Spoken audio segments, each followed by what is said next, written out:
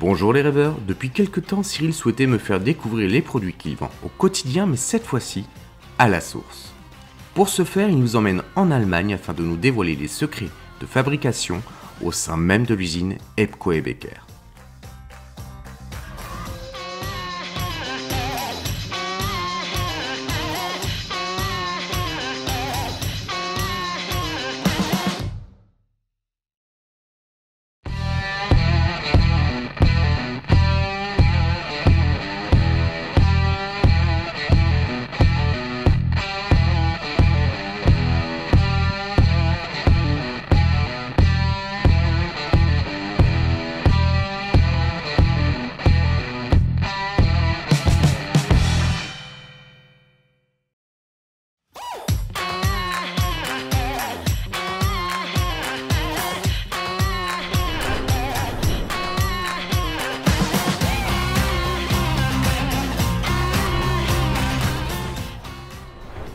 Allez, plus de temps à perdre, on retrouve tout de suite Cyril et Daniel directement dans le showroom.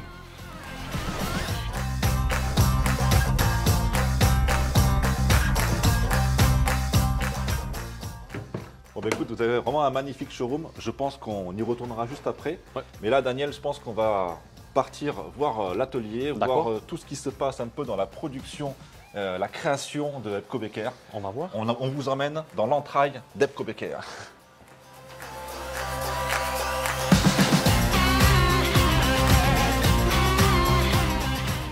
Alors Daniel, là on se retrouve au bureau d'études, donc c'est ici que tout part. On imagine un petit peu, dès que les motos rentrent, les pièces que vous allez pouvoir réaliser sur cette moto. Donc là on voit qu'il y a par exemple un sabot qui est en train d'être réalisé. C'est vraiment la première étape avant de pouvoir aller les tester en grandeur nature juste à côté. Je pense qu'on va aller faire un petit tour, on vous emmène. On y va. Et en parlant de nouveauté, ça c'est la machine. Une magnifique moto. Ça c'est ma machine toute dernière privée. Génération. Ça c'est ma machine privée. Regardez-moi ça. C'est pas magnifique ça? Très confortable. J'adore la selle. Parfaite. Donc ça c'est pas tester notre Anorak ou les valises dans le Cibos système. En effet, cette machine de guerre est exploitée afin de tester sur une longue période les vibrations et les résultats occasionnés sur les systèmes de fixation.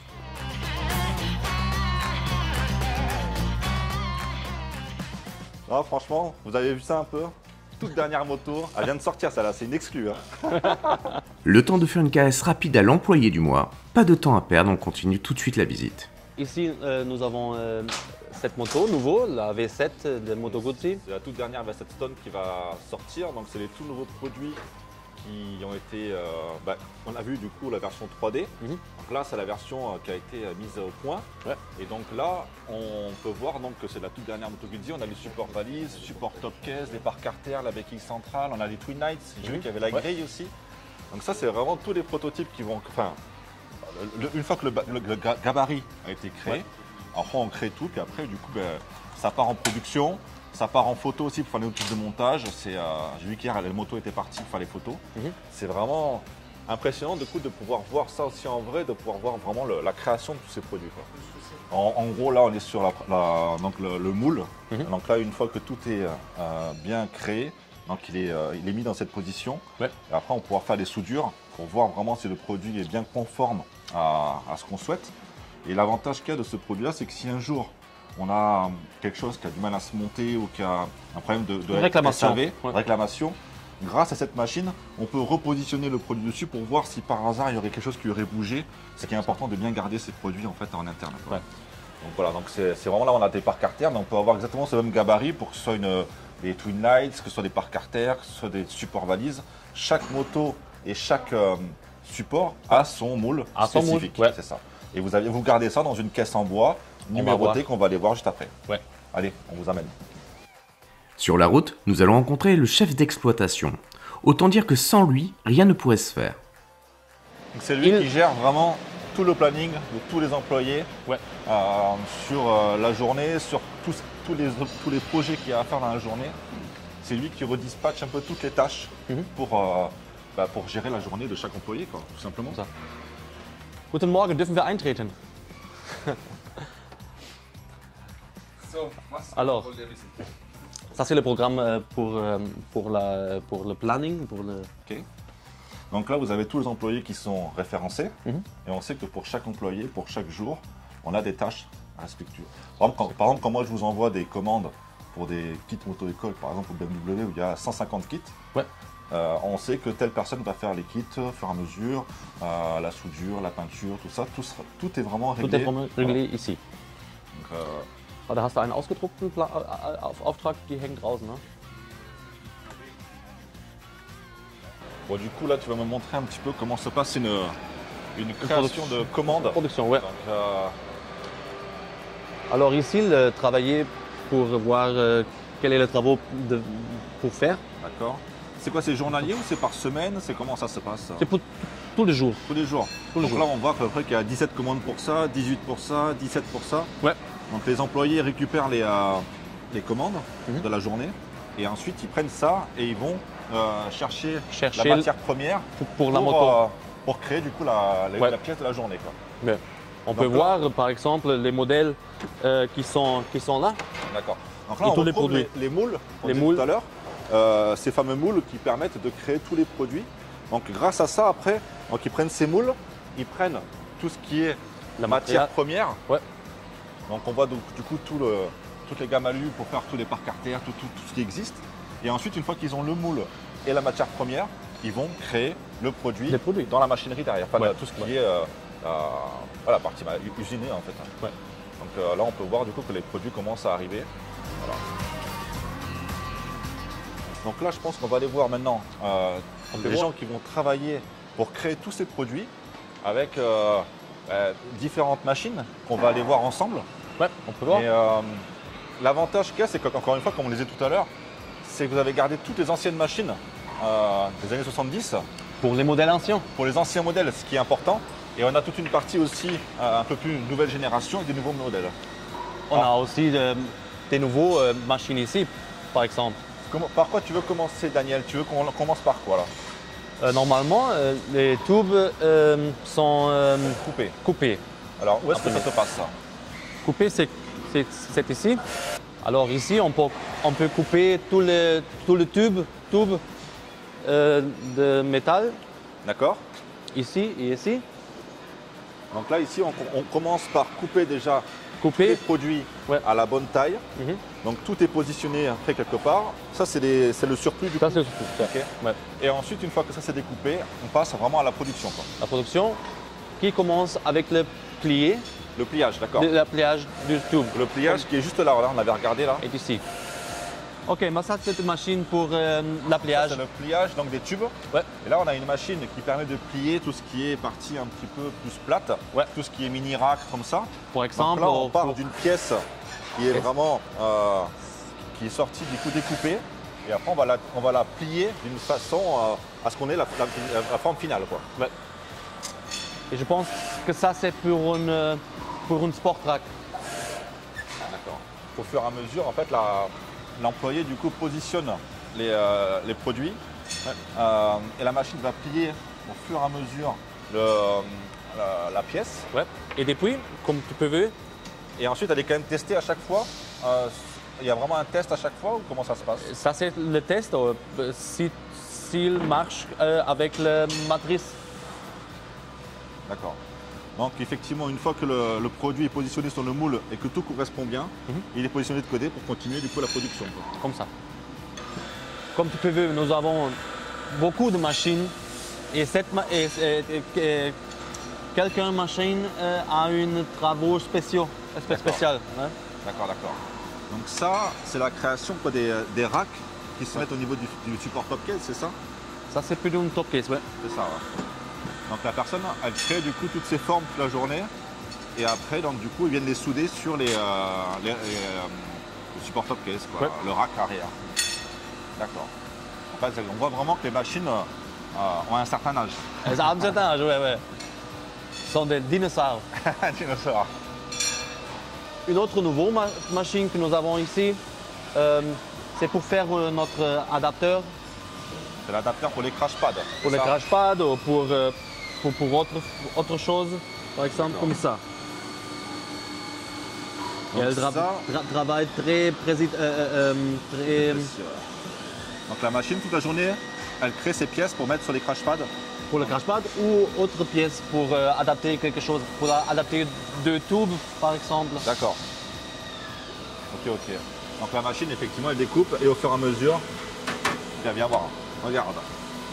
La machine, elle découpe et ensuite tout tombe ici directement. On a juste à récupérer les pièces. Et après, la production, elle continue quoi.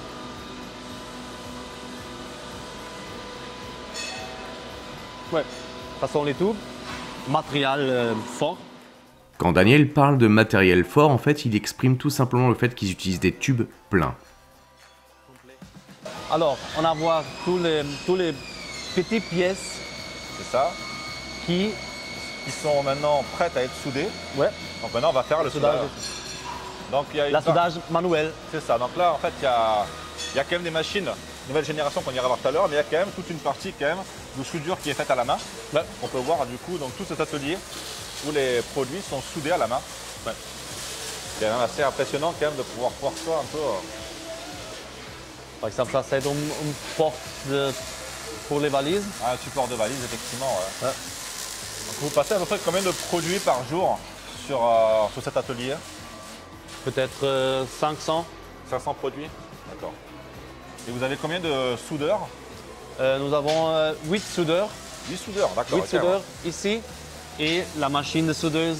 En plus, oui, effectivement. Ouais. Donc là, effectivement, on peut voir qu'on a tous les produits qui sont déjà soudés ici. Ouais. Et une fois que le produit est et on peut voir ici, fini, par exemple. Après, le produit part du coup en peinture, c'est ça? Ouais. Ouais. Depuis, on va contrôler toutes les soudures. D'accord, ok. Et on peut... Donc là, on voit que le produit n'a pas été soudé encore. Il est brut. Ouais.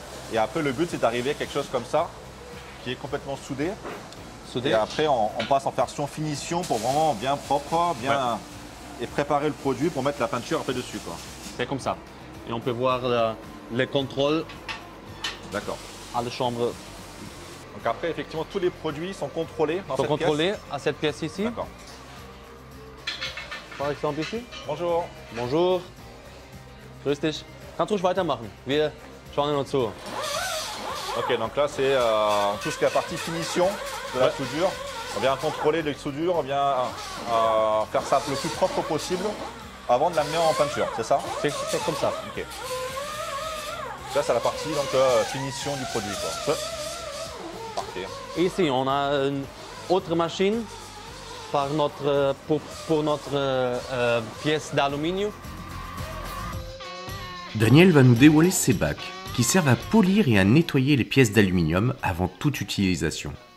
Alors c'est vraiment un élément qui nous montre à quel point ils font attention à tous les détails.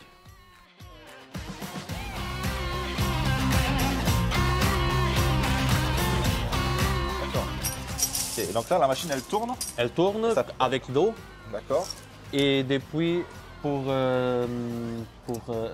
dry. Ça permet de lisser en fait vraiment le produit pour qu'il soit le plus propre possible. Ouais.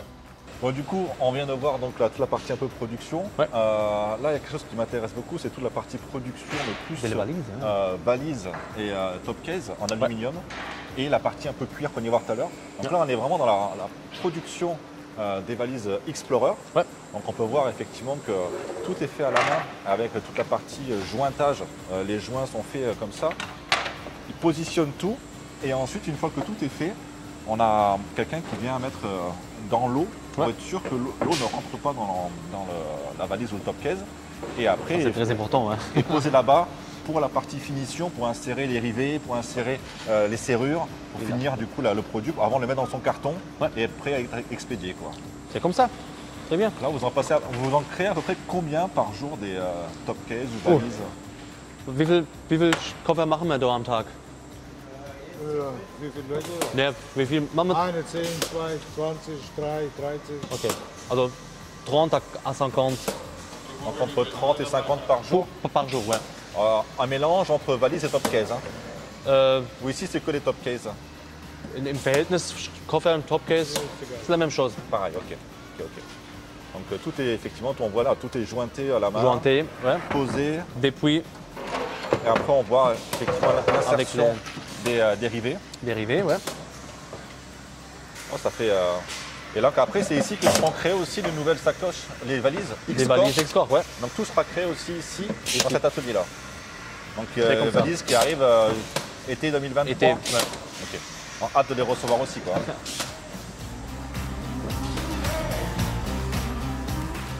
Et donc là, après, donc là, on a vu toute la partie aluminium. Ouais. Il y a quelque chose qui est très important aussi, c'est aussi la partie cibo. Ouais. Et la partie cuir, De cuir, de chez Epco Becker, qui est quand même un marché qui est très important chez nous en France aussi quand même. Ouais. On en vend beaucoup, surtout les motos un peu vintage. D'ailleurs, on en voit un petit peu là-bas dans le stock. Ce sont les Toute la partie Buffalo, Buffalo, la partie Liberty, tout le... C'est pour la France, en tout cas, le marché français, le monde du monde vintage revient à la mode.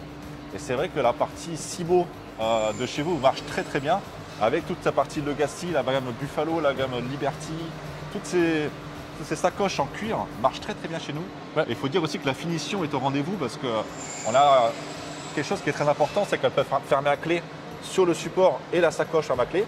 Et c'est vrai que donc là, on a toute la partie création des Cibo pour arriver à quelque chose comme ça, qui vient se mettre après sur des sacoches. Parce que les sacoches ont un fond qui est rigide, et on vient boulonner ça dessus. Donc là, on peut voir effectivement donc les gabarits selon les sacoches, des pièces, c'est du plastique un peu rigidifié un petit peu, quoi, qui est... Ça c'est par exemple pour le Buffalo. Buffalo, ouais. Buffalo, Liberty, Racked. Et c'est vrai que grâce à ça, on peut mettre nos cibots et les sacoches restent vraiment à demeure sur Solide. la moto. Ouais. Ça, c'est vraiment très très important, quoi, en tout cas. Et si vous avez une réclamation, c'est ici que que mon collègue C'est ça, Dimitri, Ça m'arrive de temps en temps, heureusement très rarement, de vous renvoyer un ou deux produits parce qu'il y a une serrure ou parce qu'il y a quelque chose qui ne va pas. Et là, vous pouvez les retravailler ici, vous pouvez revoir ce qui s'est passé et après échanger le produit du coup. Là, on a vu les anciennes machines. Et donc là, c'est le tout nouveau bâtiment qui a été inauguré il y a à peu près un an. Où là, on est dans les nouvelles générations de machines. Donc les découpes laser, il y a la soudure automatique. Ouais. Donc là, j'ai hâte de voir ça. Donc voilà, donc là, c'est le nouveau hangar. Tout Et ça propre. c'est spécial pour les modèles nouveaux. Ça, d'accord, Alors ok. on a besoin de beaucoup de pièces. Plus d'espace du coup. Ouais. Donc là, Et spécial aussi pour notre inox. d'accord, ok. Donc là, en gros, le but, c'est que tu as tous les tubes qui sont au bout. Ouais. Donc les tubes, donc, ils sont rangés par taille de produits. Ouais. Et ensuite, on les met dans cette machine. Ouais. Ça c'est le coupeur. C'est celle qui permet de découper Ouais. tous les tubes. Et une fois que les tubes sont coupés là-dedans, on arrive après. Donc on a la même machine que tout à l'heure, mais pour les plier. Pour les plier, ouais. Et après, au lieu d'avoir des personnes qui vont souder manuellement, on a cette magnifique machine qui permet de. C'est un Très espèce magnifique. de robot. Ouais. C'est assez incroyable à le voir d'ailleurs soudé. On peut parce voir. que on peut le voir. Ouais. Vous pouvez le voir. Donc là, effectivement, on peut voir qu'ils mettent en place donc la partie tubulure qui a été pliée et découpée. Ouais. Donc on peut voir d'ailleurs Toutes les pièces. les découpes, comme on disait tout à l'heure, au laser, qui sont quand même assez impressionnantes. Il n'y a pas 1 mm qui dépasse. Et une fois que ça c'est fait, on vient le mettre, on vient le positionner du coup sur la machine, enfin sur le moule. Et du coup là, on peut aller voir que la machine va se mettre en place et va venir souder. Viens ici. Voilà, donc du coup, on voit la machine là qui soude au fur et à mesure. Des deux côtés, hein. C'est des ça. deux côtés. Et depuis, tu peux voir que les soudures sont parfaites. C'est ça, ouais, effectivement, on voit que tout est parfait. Tu peux chaud, non? Il n'est pas chaud? Ce qui est impressionnant, c'est quand on voit le produit qui sort, il y a encore tout qui fume dessus. Ouais. C'est assez impressionnant quand même. Donc là, voilà, donc là, on a fini cette partie-là, donc la partie création. Et après, donc il y a la partie, ça part en peinture aussi du coup après, c'est ça? Peinture, c'est n'est pas Ici, ouais, ce c'est n'est dans pas faire notre ici, local. notre local. Et depuis, tous les produits vont dans le stock. D'accord, donc Allez. tout part après en stock, prêt à partir après référencé. avec le kit visserie qui va avec. Ouais. Et puis après, ben, on met tout en stock et tout est, une fois qu'on commande les produits, tout arrive directement. Jetzt nicht direkt, aber. Ja, klar, ist egal. Egal. Gut, super, dann später, danke. Wir kommen noch vorbei. Ja, danke dir. Dieter va préparer le coupeur laser pour faire une pièce spéciale pour vous. Ah, ça c'est bien ça. Ah, c'est de voir ça alors du coup. Mais il a besoin de 10 minutes pour préparer. Et... Bon, donc là on a vu que tout était donc maintenant créé. Ouais. Et maintenant, il y a quand même quelque chose qui vous prend quand même beaucoup de place chez vous, c'est le stock. Le stock, donc ouais. Là, on a donc du coup tout ce qui est rangement des valises, tout ce qui est rangement des supports, tout ce qui est le rangement aussi, on a vu des moules que vous rangez dans des caisses, donc ça vous prend quand même beaucoup de place. On peut voir qu'il y a des rangées entières de stock. Ouais. Tout est référencé. Ouais. Je suppose qu'il doit y avoir un travail incroyable sur l'inventaire en fin d'année. Oh ouais, on va commencer aujourd'hui aussi. Ouais, ouais. On peut voir tous les matrices, tous les moules. C'est ça, les moules qui sont référencés du coup par Hall. Alors nous avons produit pour plus de 1000 modèles de motos et tu peux voir chacun c'est un modèle. Et donc là après effectivement une fois que ça, une fois qu'il y a des commandes, les personnes viennent récupérer les produits dans la commande, récupérer le kit de visserie. Et là on a toute la partie expédition où les gens créent les colis. Et après, ça arrive chez moi. Ouais. Pour que je puisse moi le renvoyer à mes clients. Là, c'est impressionnant parce qu'on voit du coup tout est prêt à partir là. Ouais. Donc tu as les portes qui s'ouvrent et tu as UPS qui vient récupérer les colis ici pour les amener du coup dans. Donc on voit du coup toutes les étiquettes prêtes à partir chez les clients. Chez les clients et tout le monde. Dans le monde entier, effectivement. Dans le monde entier, oui. On a le Chili par exemple. Là, India. India, on a un peu de. Bonjour. Et ça c'est Marcel. Marcel, ça va? Bonjour. Donc effectivement, on voit qu'il y a vraiment beaucoup de gens qui travaillent. Ouais. Vous êtes à peu près combien à travailler dans l'usine 75. 75. D'accord. Avec tout, hein, le bureau, la production, le stock. Ok, donc tous les gens, vous avez à peu près 75, ça. Est-ce que vous avez des moments où vous avez un peu plus de rush, vous embauchez quelques personnes pour vous aider un peu de temps en temps, pour augmenter un peu le… Non, tous les travailleurs sont effectivement avec Hepco Becker. Ça fait quand même un beau staff. Ouais, ça c'est bon. Puis l'avantage qu'il y a, c'est que ça reste une entreprise familiale. On en parlait hier encore. Et on ressent vraiment cet esprit de famille et que j'aime beaucoup. Ça c'est très important pour nous. On ressent vraiment, même quand on vient vous voir à Milan, à l'ECMA, même quand on vient vous voir ici, on est accueillis vraiment comme si on faisait partie de la famille. Ouais. Je trouve ça vraiment très agréable. Donc c'est très sympa en tout cas. Allez, ce n'est pas terminé, il est temps de parler un peu de l'histoire d'Hepco et Becker. On vient de faire un peu le tour de toute l'usine. Ouais. Mais ce qui est vraiment important chez Hepco Becker, on en a parlé encore tout à l'heure, c'est tout le côté un peu famille. Je pense que c'est important que tu nous réexpliques un petit peu l'histoire d'Hepco Becker, parce qu'on a des motos qui sont iconiques, que nous on connaît un petit peu, mais chez vous, pour nous c'est quelque chose de très particulier. Très particulier. Je pense qu'il y a un panneau là-bas qui explique un peu l'histoire. Cette moto en fait partie, cette moto en fait partie. Je pense que ça serait peut-être intéressant que tu nous réexpliques un petit peu des dates importantes d'Hepco Becker. Ouais. Donc, comment ça a commencé en fait? Alors, Hepco Becker n'est pas Hepco Becker à la base. À la base. La base, c'est l'entreprise Franz Becker. Ça, c'est Franz Becker. Franz Becker ici, ouais. Et Franz Becker, en 1973, donc, il a créé le système de graissage de chaîne automatique qu'on peut voir sur ces deux motos. On peut voir, par exemple, ici. Donc, ce système, en fait, permettait de graisser la chaîne en version automatique.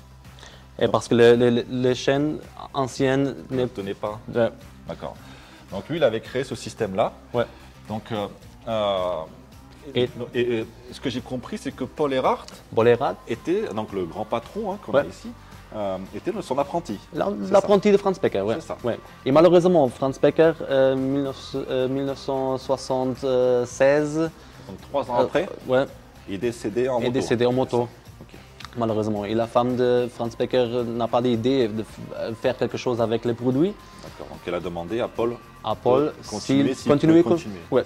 Et Paul a continué et commencé à faire quelque chose avec le produit et avec les motos, la grande passion d'elle. Il a, en 1978, il a commencé à faire des valises. Mais plus pour le voyage. Pour les voyages, ouais. Et les valises qu'il a achetées d'une autre entreprise, il a acheté l'entreprise. L'autre entreprise de Stuttgart, l'entreprise Hepting. Et en 1980, il a donc il a fusionné, en fait, les deux savoir-faire entre Franz Becker et Hepting. Il a créé Epco et Becker. D'accord.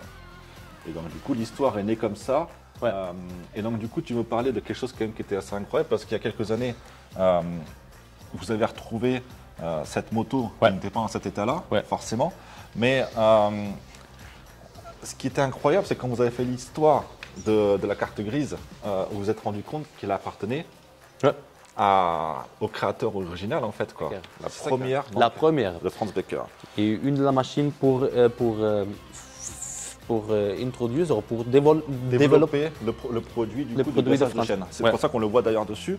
Donc cette moto a été entièrement restaurée et fait partie du coup de l'histoire d'Epco Becker. C'est pour ça qu'elle est exposée fièrement dans le showroom, parce que ça montre vraiment l'histoire, le côté famille, la passion.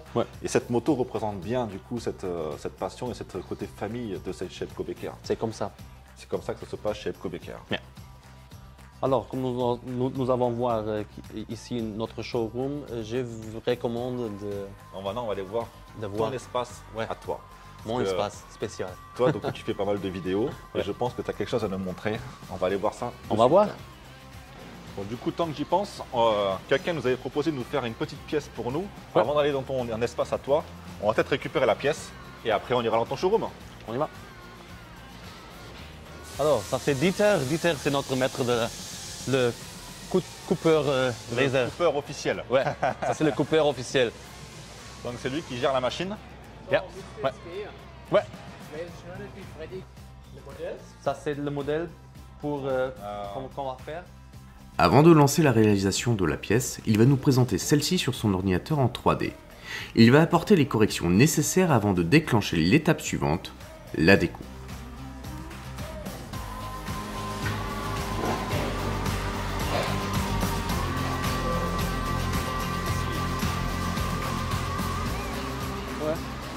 Et ensuite, on va voir du coup donc, le laser, une fois que la partie a bien été prise. On va voir comme la simulation tout à l'heure. Le laser va commencer à découper du coup le produit.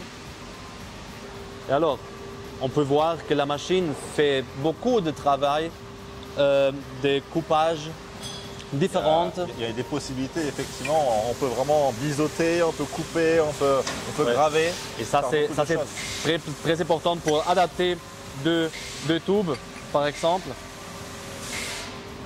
Ouais, c'est assez impressionnant quand même, effectivement. Non, on voit, il y a marqué Epco Becker gravé dessus. C'est ce qu'ils mettent sur les parcs artères des fois. Allez, il est temps de quitter le nouvel hangar pour découvrir le lieu de création de Daniel, son fameux studio. Donc, du coup, en tout cas, je suis très content parce qu'on a pu faire vraiment le tour de l'usine. On est parti de la création des produits sur AutoCAD. On voyait vraiment les produits en 3D jusqu'à la partie prototype, la partie création, la partie peinture, la partie vraiment mise en préparation des produits. On est arrivé après dans la partie photo, où on met les produits marketing sur tout ce qui est catalogue, tout ce qui est site internet. Et ensuite, on arrive un peu sur ton espace à toi, où on peut mettre vraiment les produits en valeur en vidéo. Ce qui donne un peu aux clients l'envie d'acheter, de découvrir les produits aussi en vidéo, parce que c'est super important de le voir en vidéo. Et puis du coup, après, c'est grâce à ça, après, les clients peuvent commander les produits. Donc chez FSA, Freddy Speedway Accessories, l'importateur France Epco Becker. Ouais. Et vraiment, Daniel, je te remercie vraiment pour tout, pour ta bonne humeur, pour toute l'ambiance que tu nous avais fait ressortir un petit peu de cette usine. Avec plaisir. Le côté familial. Ouais. Et puis écoute, je te souhaite beaucoup de bonne continuité pour tout ça. Et on se retrouve très bientôt. Ouais. Allez, à bientôt. Merci, moi.